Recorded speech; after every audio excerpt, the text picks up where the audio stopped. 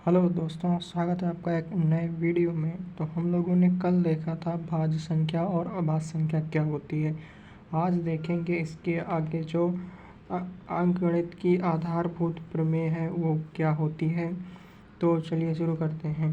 प्रत्येक भाज्य संख्या आपको पता होगी कि जिसका 2 से अधिक गुणनखंड होते हैं को अभाज्य संख्याओं मतलब जिसके केवल एवं केवल 2 गुणनखंड होते हैं के एक गुणनफल के रूप में व्यक्त किया जा सकता है। तो यह गुणनफल अभाज्य जो गुणनखंड होंगे के आने वाले क्रम के बिना अद्वितीय हैं।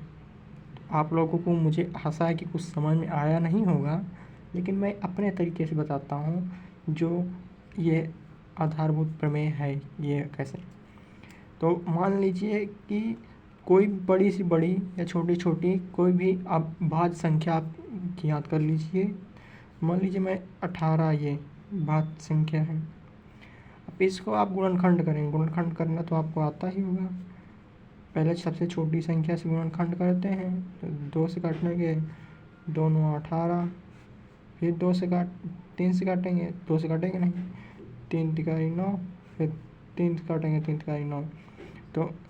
तो इसका जो होगा तो इसको लिखेंगे 18 बराबर 2 कितनी बार आया है, 1 बार, गुणे 3 कितनी बार आया है, 2 बार।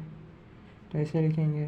तो मतलब कहा जाता है कि जो भाज्य संख्या होगी उसको हम अभाज्य संख्या के गुणनखंड मतलब गुणे के रूप में लिख सकते हैं। और ये जितनी भी है, देखो ये भाज्य संख्या है हमारी, ये 18 हमारी भाज्य संख्या है। लेकिन जो 2 है, 3 है, ये क्या है, अभाज्य संख्या है। ठीक, ऐसे आप लोग देख लीजिए। जैसे भाज्य संख्या हमारी क्या होगी, जैसे देख लीजिए आप, जैसे आप लोग 50 को देखिए।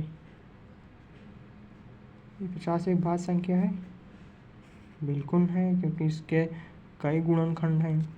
तो अब पहले इसको गुणनखंड करिए। गुणनखंड शुरू करेंगे 2 से। 2 दूनी 4, 1 बचेगा, 10 आएगा, 2 पंचे 10। अब 2 से कटेगा नहीं, 3 से कटेगा नहीं, कटेगा, क्योंकि 3 से कटने का एक सॉलिड रीज़न होता है कि अगर दोनों संख्याओं को जोड़ो और 3 से वो भाग देने में पूरा भाग ख़त्म हो जाए तो मान लो 3 से कटेगा।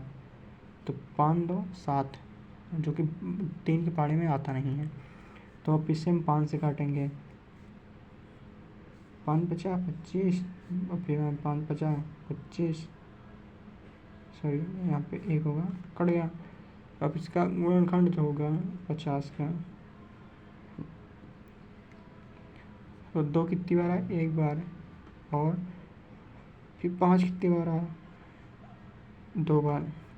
इतने होते ही भाज्य संख्या को हम अभाज्य संख्या के रूप में लिख सकते हैं। यही कहती है ये प्रमेय। ठीक है, आशा है तो आपको समझ में आया होगा। तो अब हम लोग देखेंगे कि ये HCF क्या होती है। संख्याओं में संबंध प्रत्येक उभयनिष्ठ अभाज्य गुणनखंड मतलब किसी संख्या का जो होगा उसका 2 संख्याएं होंगी, क्योंकि यहाँ संख्या नहीं है, संख्याओं हैं। तो संख्याओं को वो अभाज्य गुणनखंड करेंगे कि सबसे छोटी घात मतलब सबसे छोटी घात, जैसे सबसे छोटी घात इसकी ये है, इसी में सबसे छोटी घात ये है, इसे इसी का सबसे छोटी घात तो का गुणनफल होगा। तो मतलब इसे ये 2 संख्याएं ली जाएगी। इन 2 संख्याओं को सॉल्व करेंगे तो उसमें जो सबसे छोटी घात होगी, 2 संख्याओं की सबसे छोटी घात गुणनखंड करने के बाद वही लिया जाएगा। देखिए इसे मैं यहाँ आपको दिखा रहा हूँ। मान लीजिए हमारे पास 12 है और यहाँ पे पास 18 है।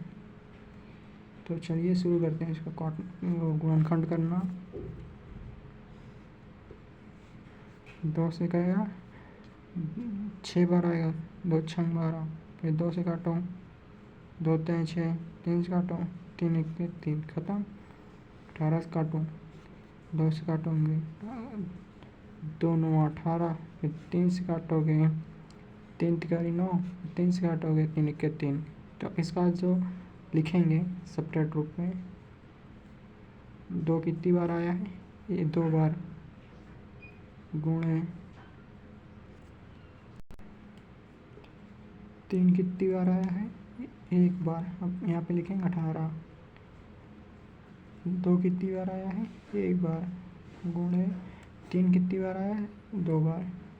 तो जो इसका HCF होगा, HCF बताया जाता है कि जो उभयनिष्ठ होगा, उभयनिष्ठ दोनों संख्या में जो कॉमन होगा, दोनों संख्या में क्या होगा हमारे, देखो 2 भी कॉमन है, 3 भी कॉमन है, लेकिन उसकी सबसे छोटी घात हमारी कौन सी होगी, छोटी घात हमारी ये है, एक ये है, एक ये है इसमें की। तो सबसे छोटी घात होगी तो इसे लिख लेंगे। तो 2 की पावर 1 गुणा 3 की पावर 1 घात, इसको सॉल्व करेंगे, 2 3 6। इसका HCF जो होगा वो क्या होगा, 6 होगा इसका HCF। समझ में आया? अगर समझ में आया है तो चैनल को लाइक करें, सब्सक्राइब करें और आगे देखते हैं। चलिए अब हम लोग देखेंगे कि LCM क्या होता है। ये LCM जो होता है हमारा संख्याओं में जो संबंध होगा प्रत्येक अभाज्य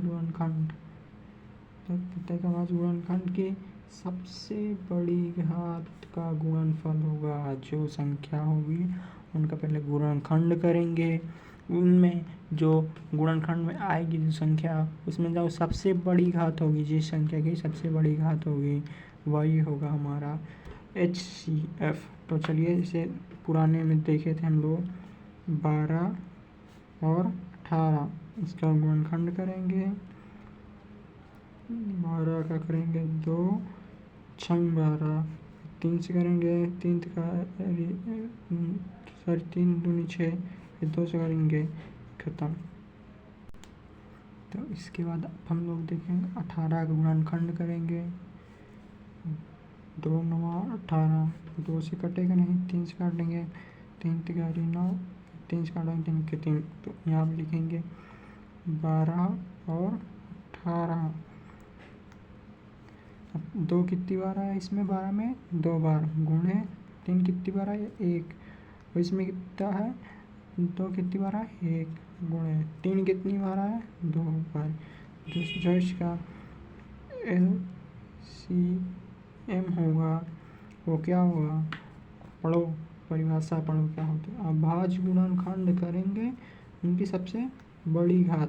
तो अभाज्य गुणनखंड की सबसे बड़ी घात क्या है, इस अभाज्य गुणनखंड में सबसे बड़ी घात क्या है, ये है।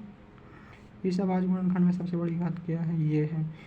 तो इसका जो गुणा करेंगे 2 पावर 2 गुणे 3 की पावर 3, इसको सॉल्व करेंगे 2 की पावर 2 मतलब 4 गुणे 3 की पावर 3 का मतलब 9। तो इसको सॉल्व करेंगे आगे हम लोग, तो क्या होगा 9 4 36।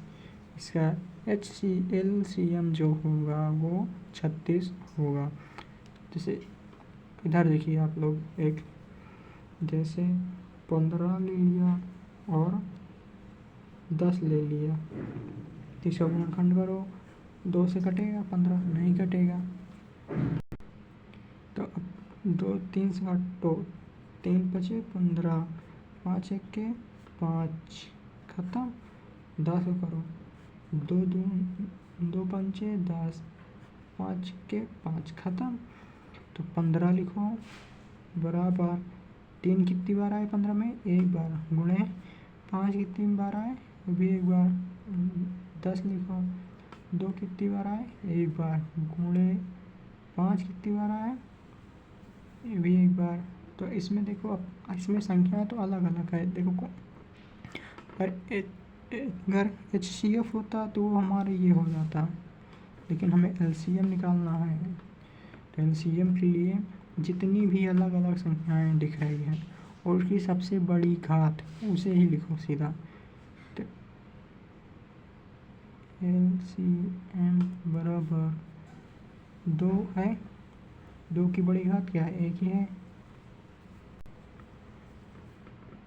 3 की बड़ी घात क्या है? वो भी 1 है। 5 की बड़ी घात वो भी 1 है। तो इसको गुणा करो, 3 दूनी 6, 6 5 30। तो इसका HCM होगा, LCM जो होगा वो 30 होगा। आया समझ में? अब चलिए देखते हैं इसके आगे जो इसको प्रूफ करने का मेथड होता है। तो जो इसका प्रूफ करने का मेथड होता है वो होता है ये कि HCF वाले संख्याओं का निकालो और LCM निकालो, उन दोनों गुणा करोगे तो दो संख्याएं जो होंगी उनके गुणनफल के बराबर होंगी। तो चलिए हम देख लेते हैं कैसे होती है। तो इसका HCF क्या आया था, LCM क्या है? 36 है।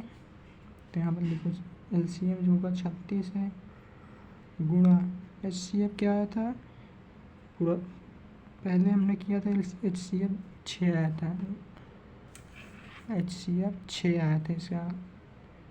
ये है, मैं आपको दिखा दे रहा हूँ, ये देखिए इसका HCF जो 6 आया था, ठीक है।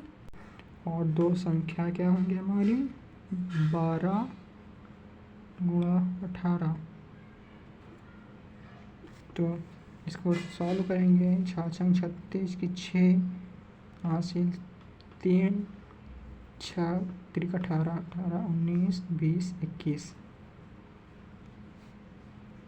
दो संख्या है तो इनको 12 लिखो, 18 लिखो, इनको गुणा करो, 6 का 6 8 गुणा 16 6 8 1 8 9, बार करो 2 1, फिर 6 आएगा, 9 2 11 1 2 2 आया आंसर 216 और 216 दोनों का बराबर है, मतलब इसका HCF और LCM दोनों बराबर हैं। अब आप लोग देखते हैं आगे। तो अब हम लोग अगली प्रश्नावली 1.1 के सवालों को देखेंगे। तो ये हम अगले लेक्चर में रिकॉर्ड करेंगे। तो अगर वीडियो अच्छा लगा है तो लाइक करें, सब्सक्राइब करें और हमें सपोर्ट करें। धन्यवाद।